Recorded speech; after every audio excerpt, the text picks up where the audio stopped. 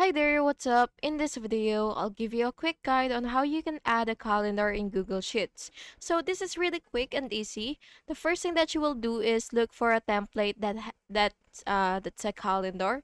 So for example, I want this template, so just go ahead and click that. But there are a lot of calendars here as well.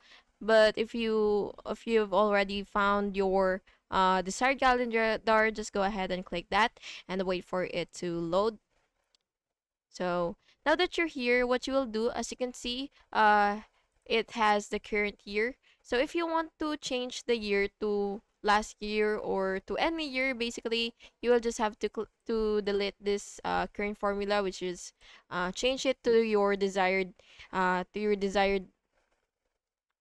year. So for example, I want the calendar to be 2022. So just go ahead and type that and then click enter. And as you can see, it has been changed to 2022 calendar.